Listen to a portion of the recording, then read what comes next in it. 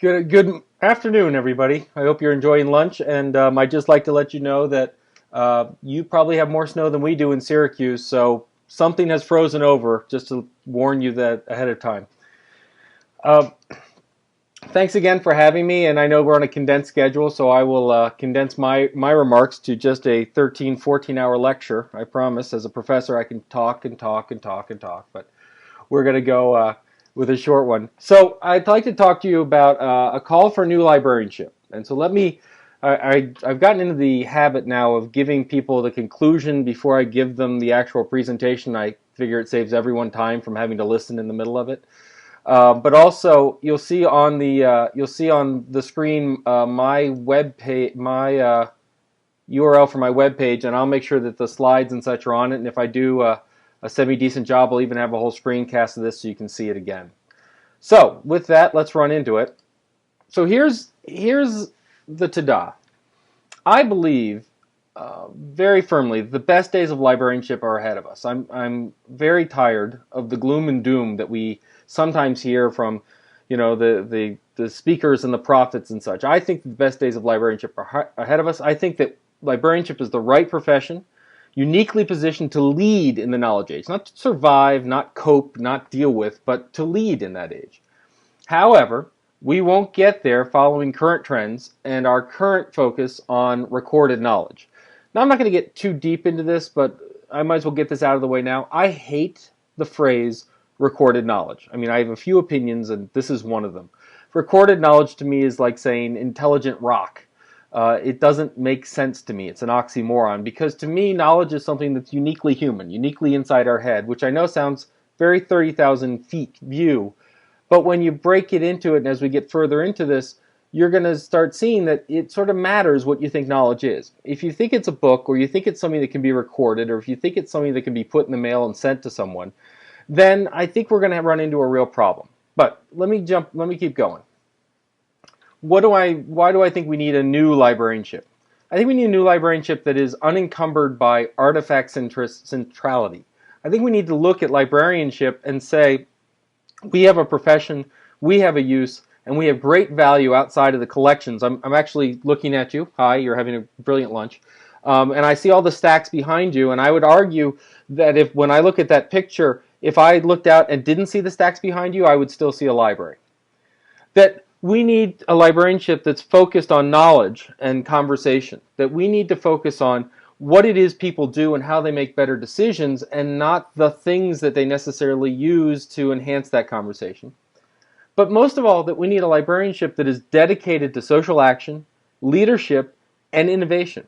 I would argue that being in the librarianship field, far from being a conservative or slow-moving field or bookish or academic, is actually one that takes great bravery, that looks very much to the advancement of society and societal goals, and that is about innovation. I mean, if you just think about it for a moment, your job is to change people's lives. Now, you can change people's lives that much, right? That, they know what the weather's like. Or you can change people's lives a huge amount. You can help them find a job if they're laid off. You can help someone who's in a domestic abuse situation find social services. You change people's lives. And so if you're in the business and job of changing people's lives, you're in the business of innovation, of looking at something and actively making a positive change. So let me keep going a little bit, and we'll see what we can get in terms of details. I'm also hoping that I can leave plenty of time for conversations and questions afterwards, and we can use this to do that. So, what do you mean by unencumbered by artifact centrality, and how do we figure out what forward means anyway? Now, as a traditional academic, I will, of course, answer these questions by asking you additional questions, because they pay me by the question. I don't know. That's the secret. If you didn't understand why academics always ask other questions, that's the key. So here's the first one, and I would like to just personally thank Steve Jobs for helping me ask this question. So if you're anything like me, which I hope you're not, because it's a horrific burden to be such a geek and to spend days live blogging when Steve Jobs is going to announce the next product that's going to save our lives. And so here it is, right? It's the iPad, the most unfortunate name for a long time for a device, and it comes out and it's going to just change and revolutionize the world. But frankly, I don't care if you think that this is just too trendy. We can go with another example. We can go with the Kindle. And the question I want to give you the question I want you to think about is a thought experiment. And so here's the experiment. Here's what we're going to work through. What if for every iPad or Kindle reader or Sony reader or e-ink reader or whatever is the next reader that we send out there, and every iPod and every music player and such, we attached a $10 content fee. So, you go and you buy for $150, you buy your iPod, but now it's going to cost you $160. We'll get to why you'd want to do that in a second. That these devices are going to have a ubiquitous network connection. Now, it doesn't have to be super fancy, high-speed, $30 a month kind of data fee. It can be what Kindle is, which is you actually have a ubiquitous connection on that. It uses a cell phone network to download your books whenever you want, so it's there. And you could, with this $10 fee, what happens is when you pay your $10 and I pay my $10 and everyone else who's buying these millions of devices pays $10, that gets put into a central sort of content artist fee. And that once a year we sort of divvy up what people have been looking at, what people have been reading. We send a check to the different artists. So people who read a lot get a big check. People who read, like me, a few times get a small check. But the point being that anytime you have this device, if you want to read a book, you just click download and it's there. You don't have to worry about putting your credit card fee. You don't have to worry about anything like that. Now, this may sound crazy to you, but actually it's a model that's in use in Europe in some ways. And so it's not completely out of hand. But once again, it's a thought experiment, so we're unencumbered by reality. So what I want you to think about is if this is true, that if we get the iPad or the Kindle or all these wonderful new devices, and it's in essence free to build a collection of anything you want to read, anything you want to listen to, what would the impact of that be upon libraries? Would this be good or bad for libraries? And in a second we're going to say, would this be good or bad for librarians? Because one of the things that I would argue is that is not the same question. That all too often we have, as a profession, defined ourselves by the places we work, and we need to stop it. We need to spend a lot more time defining it by what we do. But anyway, that's the question. So here it is, your device, your $10 fee, it's in your hands, it's glorious, Steve Jobs loves you, yay, you're cool, you can impress your friends, and by the way, you can download any book you want. Now this question, I should say, comes from a fellow by the name of David Weinberger at Harvard, who raised this question in a meeting where I got very upset when he did it, but that's another issue. And so here are your sort of two possible answers. This would be very bad for libraries.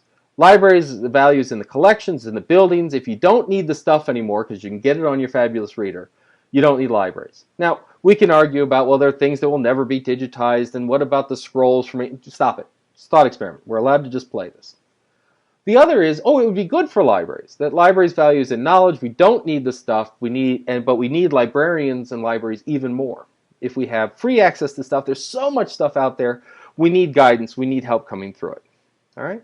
Now, this may sound like a very esoteric academic question, but I would argue that you guys are in the middle of this experiment now, and most of the time have done it unconsciously. If you look around what's going on in library land, in public library land, in academic library land, in school library land, in library land, we see this massive shift from an ownership model to a rental model. I mean, think about, behind you are those books and you own them outright. Congratulations. But when people come in and they sit at a computer and they search a database, or they search an online website, or they're searching encyclopedias these days, or they're searching the million-dollar databases for business information, you don't actually own the content. You don't actually even select the content other than saying, I want that data. It used to be on a CD, now it's all delivered over the net. So between databases, and if you are looking at overdrive books, or if you're lending out iPods, you can't buy music anymore. You can only contract to own it for a while.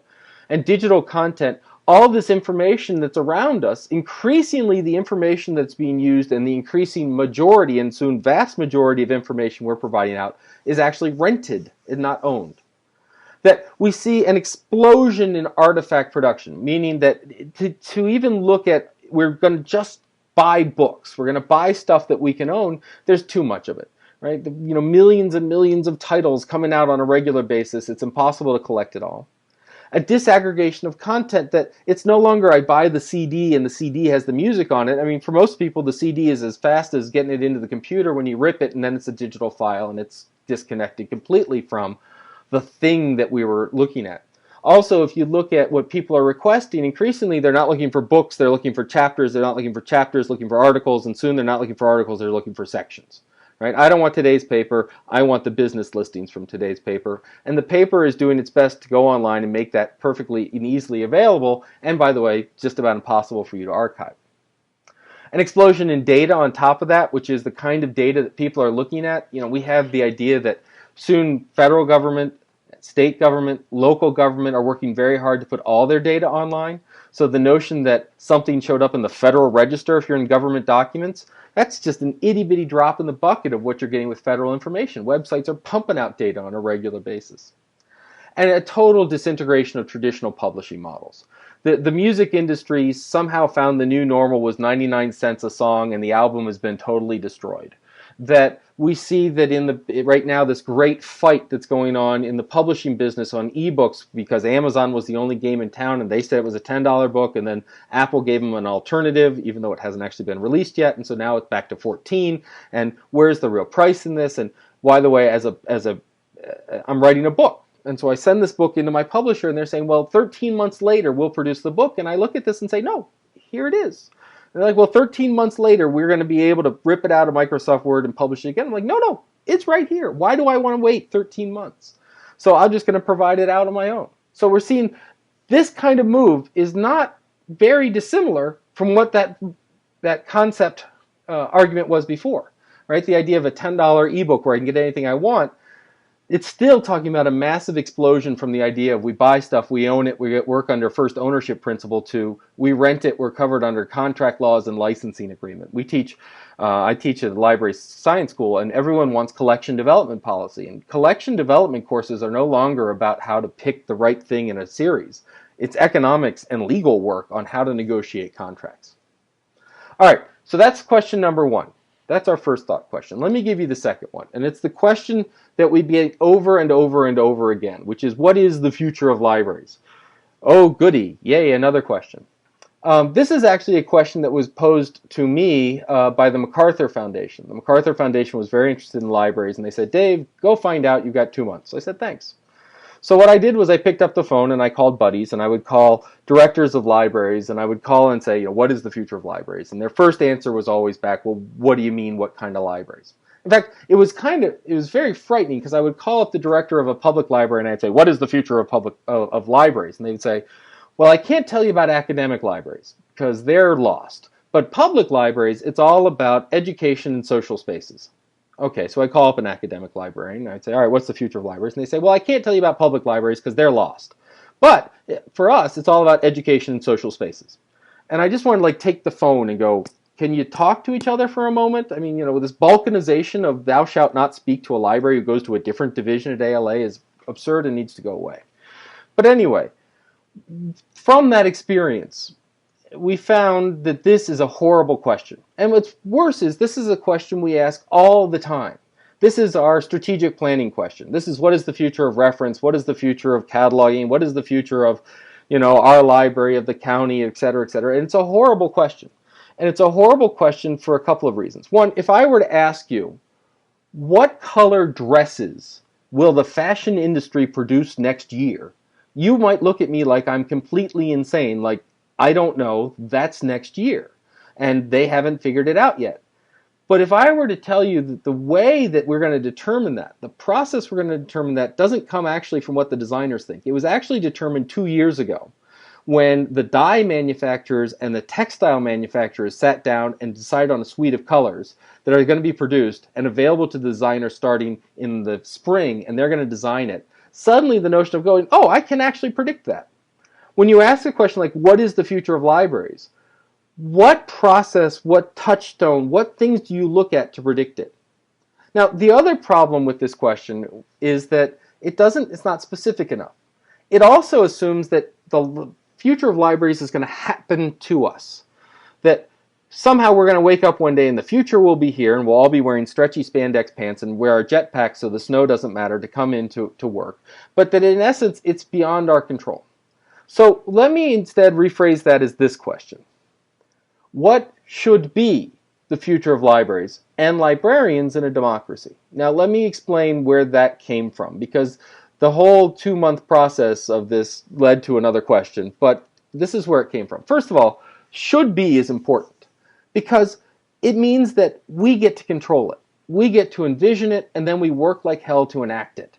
And so the should be means that we as librarians take a personal responsibility in our own future. The other thing is that what's the future of libraries and what's the future of librarians? Now this is going to sound like I'm slicing and dicing the English language pretty fine here, but stick with me for a minute. What can a library do about the future? The answer is nothing except molder and decay, because it's a building. And it may have stacks in it and it may have pipes in it, but ultimately it's a thing. The future of it is determined by what we as individuals, we as people do, we as librarians do. I think all too often we abdicate responsibility to this sort of global we, the royal we, right? The library. Well, who in the library is going to make that decision? Is that a director decision? Is that a management decision? Is it a bottom-up, top-down process decision? It's about people. And the in a democracy is an important question because all too often we simply focus, rather myopically, on what technologies and media are available to us. We're so focused on technology because it's such a huge presence in our life that we forget that we have a larger purpose here, which is to inform the communities that we're in to make better decisions to rule our lives. And frankly, Google Buzz and Google Wave is going to have much less of an impact on that than who we elect as mayor and president and senator next year. So we need to look at how we govern ourselves and the important decisions that we personally make and that we impact on a society. All right, so with that, the way that I would come up with an answer to these two questions, what is the future and what is the impact of the $10 fee and super reading device on a library, comes back to the mission. Now, you guys have a mission. I found it. It was nicely hidden, but I found it anyway. This is the public's library. I like that. Our mission is to enrich the educational, recreational, and cultural life of our community through materials, information, and programs that foster a lifelong love of learning. So I'm sure you all know that because at some point after your strategic plan, no doubt they made up t-shirts and handed them around. But in case you didn't, welcome back to your mission. The part of that mission that I like in particular is this part, that fosters a love of learning. Because when you look at the idea of collections and materials and books, and when you look at recreation and entertainment, and we have to answer the question, why are we doing all of this stuff? It comes down to, why are we doing all this stuff? Do we collect materials? Do we collect books and pay for DVDs and CDs because, frankly, it would be a really empty-looking room without us? We were having a discussion at Syracuse Libraries. I don't know, you might have seen it, that we had a bit of a debate about things like taking 20% of our collection and putting it off-site, and a couple of faculty got a little upset about that idea. And one of their things was, well, you need more books. The libraries are for books, buy more books. And we need to be at the ARL statistics, and we need to have this many books. This is how we know we're a good library, because we have this many books. To which I had to stand up and say, you realize, of course, I can reach that number.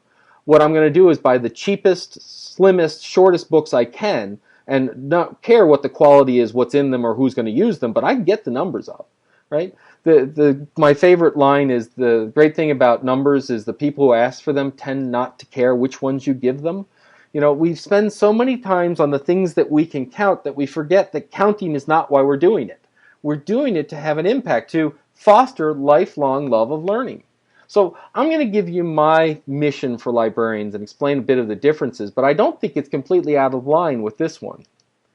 My mission that I would look to librarians comes to, the mission of librarians is to improve society through facilitating knowledge creation in their communities. Now let me point out a few things about this mission. The first is, it's a mission of librarians. It's a mission of people. It's a mission about you that you have responsibility in. It's not a mission of some abstract organization or some building or some org chart. It's your mission. Your mission, regardless of where you are. If you quit today and you go take a job in a corporate setting, or you go take a job in McDonald's, your mission as a librarian still remains to improve society through facilitating knowledge creation in their communities. Now, the other thing is that you'll notice that there's two parts to this mission. Well, you may not, but I'll show you. There are two parts to this mission. The first is about improving society, and the second is about facilitating knowledge. The second part of that is the thing that, as service-oriented people, we're really good at. If you ask us for something, we will struggle and do everything we can to fulfill it. It's about service. We facilitate knowledge creation. The community asks for things, we provide them. But there's just as important first part of that, which is to improve society. And that improved society is vitally important because it's a moral or ethical counterbalance to the second. Eli Nyberger is at the Ann Arbor District Library. His favorite comment card that they ever received said, you know, what can the library do better? And it was more pie and prostitutes. And I thought, what a great strategic plan. More pie and prostitutes, right? The answer is, if you want people coming in your door and you want people happy, it's an interesting way of going about it. But we don't do everything that people want. We do lay a line in the sand and say, wait a minute, there's something that, for the betterment of our community, we're not going to provide X, Y, or Z service or information or data. We have an obligation that goes beyond what you're asking for to what you need. Now, we can also break this down into some facets. For example, what is a mission? Well, a mission is something that we're dedicated to doing, but it's not just words on a page. If you do a mission right, whether it was your previous mission or this mission, it doesn't just come from the air. It doesn't just come as something that trips off the tongue. It's grounded in a larger worldview, which is, how do we see knowledge? If knowledge is something that's a container that can be put in a document that can be recorded, then we're going to do one thing. I look at knowledge, and I see knowledge as, well, the second facet of this. Oh, well, we'll get there in a second. How we look at knowledge is important, right? The idea that how you determine where you're going to go next comes from a worldview, comes from how you see the world, comes from how you understand the world. It's got to be deeper than what you do. That's very important. A mission must be deeper than what you do. The reason that you catalog, shelve, answer reference questions, are open on certain days, put things in, ship them around the county, whatever it is ultimately about improving society. They are means to an end, but not the end themselves. And I think all too often as librarians, we've become so obsessed with process that we've forgotten that we're in the business of making people's lives better, not processing items that go on shelves and in computers and on web pages. The second facet is what makes a librarian. Is it just we get an MLS and we win? I mean, I'm guessing, and it's just a rough guess, I'm going to use my psychic hat, but somewhere in this audience are people who don't have the official keys to the executive washroom, meaning they didn't get a degree in library science. And yet, I'm also guessing that some of the folks in this room who don't have a degree in library science, if they get hit by a bus tomorrow, the library will shut down. There will be something that will prevent them from opening their system that won't run. They won't remember how to do something. Can't we just call them librarians? I mean, can't people earn their way into this mission at some point? All right. What do I mean by improved society? We talked a little bit about it, but ultimately our job is to help our communities make better decisions. Now, is a book going to help someone make a better decision? And the answer is no. A book can't do anything but sit on a shelf. It's the same reason that I say adding social tagging features and such to a catalog is like staple gunning a satellite dish to a donkey. You can do it, but it doesn't make it high def. I mean, the idea here is that we improve society. We do it by, yes, they may need to read that book, but we have to facilitate them. We have to get them to that process to make sense. So how do we do that? We facilitate. What do I mean by facilitate? We provide access to information and conversations, meaning not just they can come into our library and get to our stuff, that's one form of access, but also people from outside the community can come to the library to learn about what's going on in the community. You are going to encounter every day people who have something to say. So when someone walks into your library and says, I have something to say, I have something that I want to talk about, what is your obligation to facilitate access to that conversation?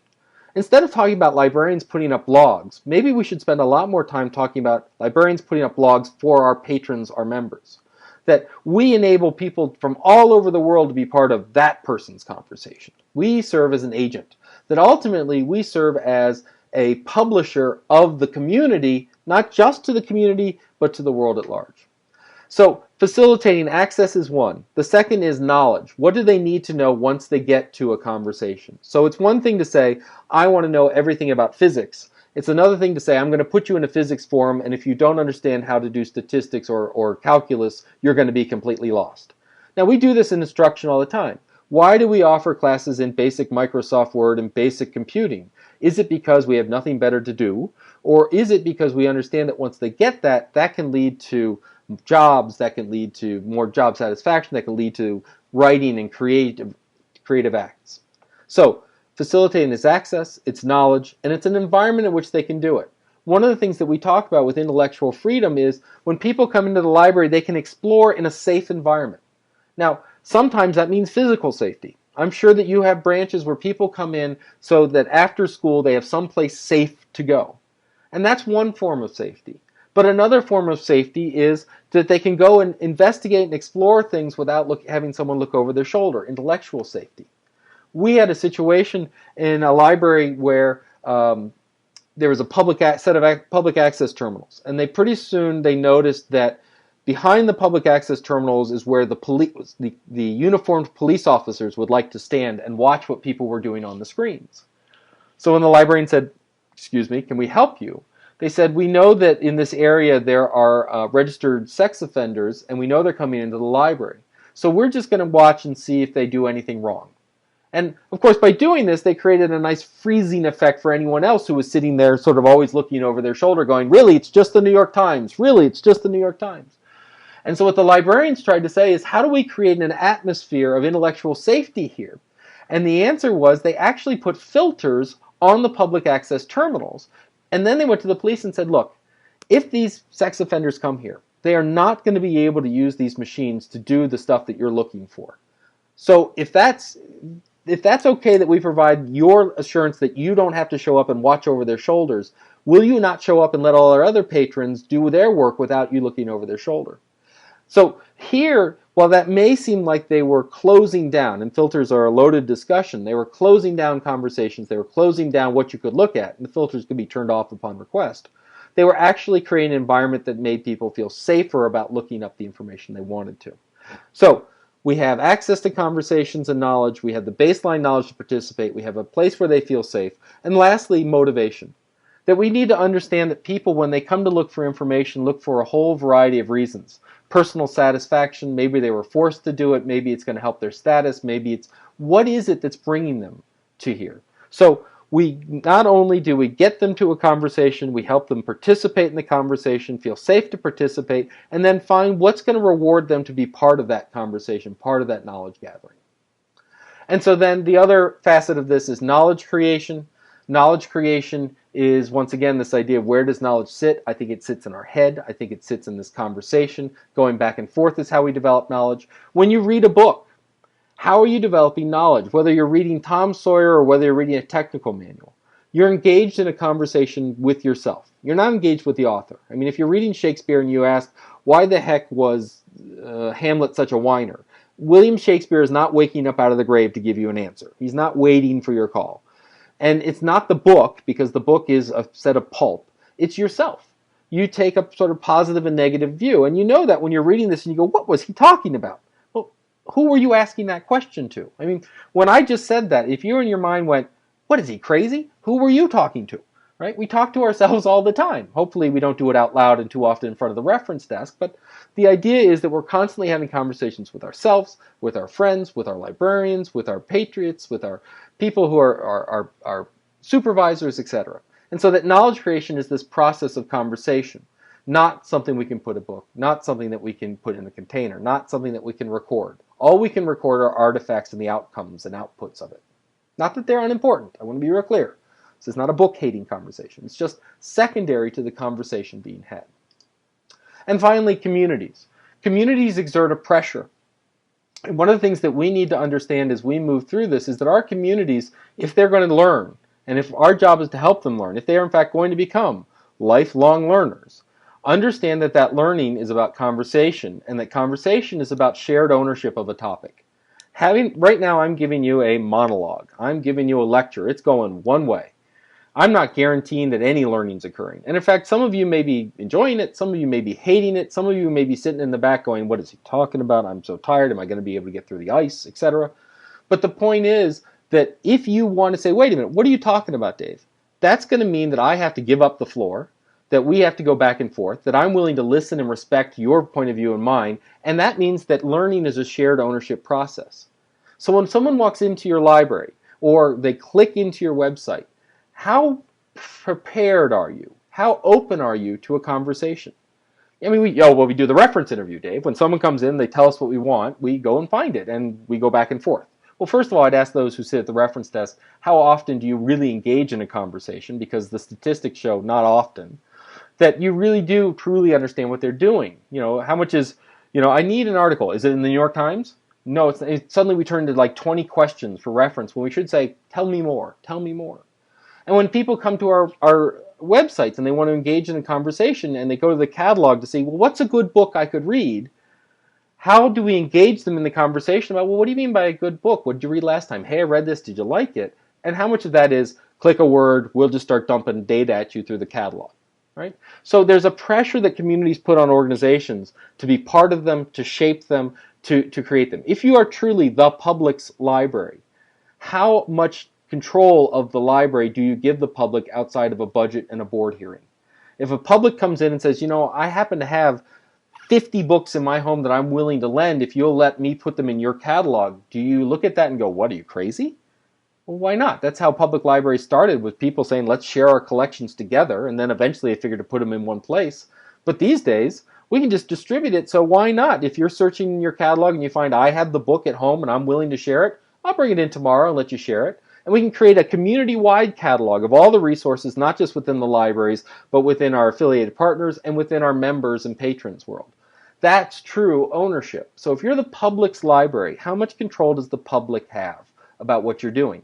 And this isn't sort of Web 2.0 radical trust, blah, blah, blah. This is quite simply, you said it's about lifelong learning, which is conversation and participation. You said you're the public's library, so how much does the public have control? And how much is it we're the librarians and you're not? Many libraries have two forms of identity. Librarian, not librarian. Mayor of the city walks in, not librarian, can't do anything. Janitor walks in, not librarian, can't do anything. Nobel laureate walks in, looks at his catalog record and says, you've misspelled something. Can he change it? Can she change it? The answer, no, not librarian.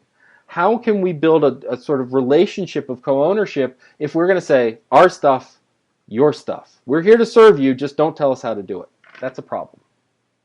So when we come back to our original questions, and then I will shut up because I could talk forever, I'm sorry. And we ask the question, does that $10 content fee where someone could bring up their Kindle or iPad or something, hand it over to the library and say, could you fill this up with a good stuff to keep me occupied for the next 6 months? And you could just randomly build whatever cool collection from a conversation and knowing that patron and hand it back to them, and no money was changed hands? Is that a good thing or a bad thing? Well, if you look at your library and say it's about the collection, it's about the stuff, it's about the books behind us, then it's a bad thing. But we know that it's not. It's about knowledge and conversation, and so that can only be good for libraries. The idea that the more data is available easier and freer and in a variety of forms, bring it on. We want iPads and Kindles, and we want all of this. And by the way, you need to talk to us because your DRM scheme sucks, and reading's a social activity, and we believe in sharing, and we need to be part of that conversation. That's only good for us. And the second question? Well, the second question, I think, is the easiest one to answer, which is, what is the future of libraries? Well, that's easy. You.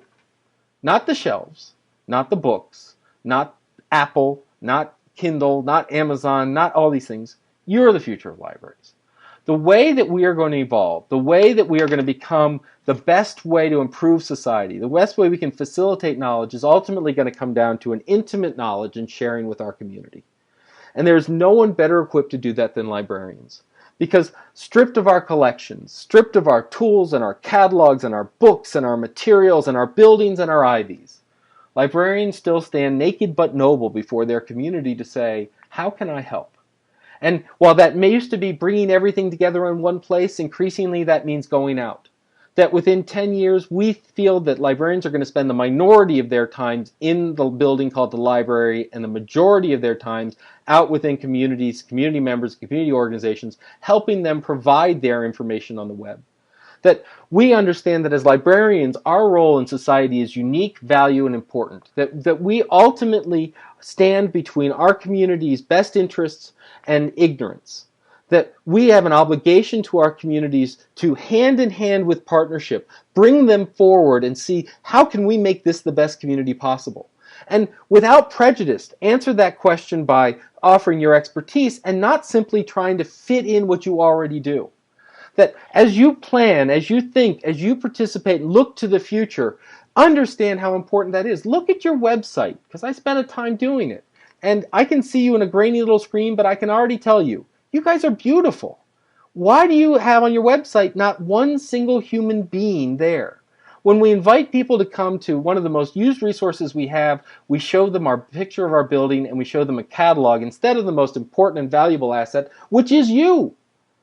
Ultimately, what we look at when we get into the future of knowledge and the future of libraries, and why I think the brightest day is yet to come, is the brightest day is when we all stand up and understand that we've been hiding our lights behind the stacks, that we've been hiding the true value and true power of librarians behind the materials that we provide, and not the logic and knowledge to provide them. So I would ask you, as you move forward, and as you look at the future, and as you engage and learn things, spend a lot of time wondering how you and your members in concert can make this a better place, and spend a lot less time worried about where it's going to happen and what materials are going to be brought into the circumstances. So with that, I think we have some time for questions, and I appreciate the opportunity.